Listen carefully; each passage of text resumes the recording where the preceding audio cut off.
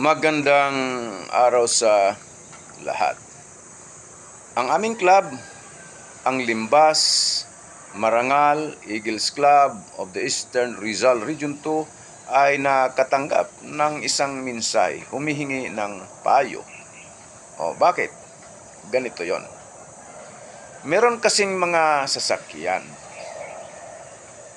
at nabigyan sila ng prangkisa, franchise, para bumiyahe sa isang lugar. Okay, bakit kaya nabigyan?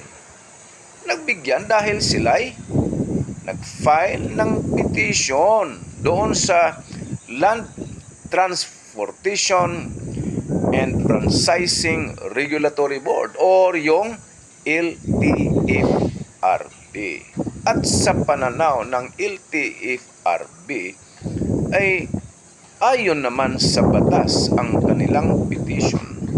At ito'y nakakabuti sa maraming mga tao sa lugar na yon, yung mga pasahero, ay kaya yung petition nila ay naaprubahan. It was granted.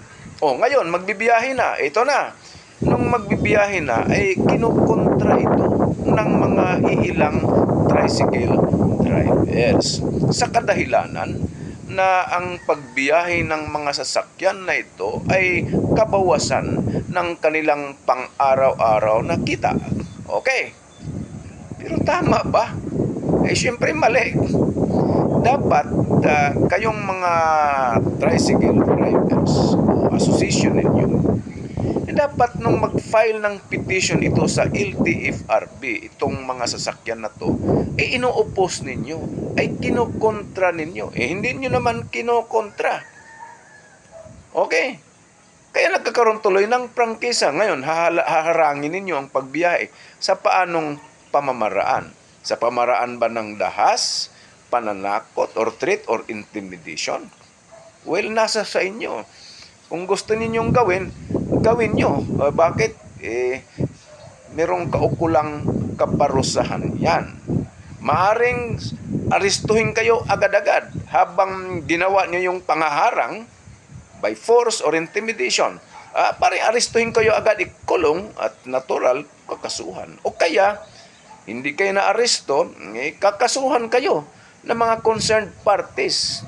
Okay, yung driver, halimbawa, yung may-ari ng sasakyan, o kahit pasahero, pwede kayong kasuhan. Criminal case ito. Anong mangyari? Hindi kabawasan ng inyong kita. Maaring mawalan pa kayo ng kita. Okay? Ano pa?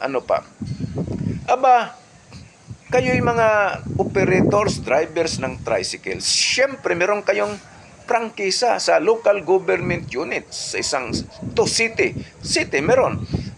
Malamang ito'y isang dahilan para i-cancela itong prangkisa ng inyong tricycle.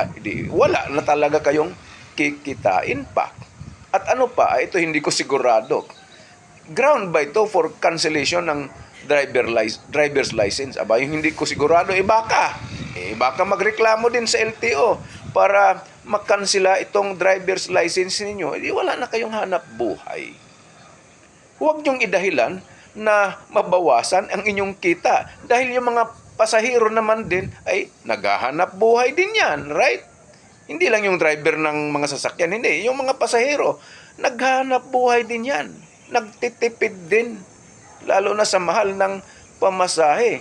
Okay? So huwag niyong kontrahin sa pamamaraang hindi ayon sa batas dahil mananagot kayo at mahirapan kayo kasama na yung inyong pamilya dyan. Okay? Baka may mangyayari pang mas malala na krimen dahil sa gulong yan, lalong gulo ang buhay ninyo. Right? Sana nakatulong na naman itong sinong nakatulong? The Fraternal Order of Eagles, Philippine Eagles, sa pamamagitan ng Limbas Marangal Eagles Club of the Eastern Rizal Region 2. Maraming salamat at magandang araw sa lahat.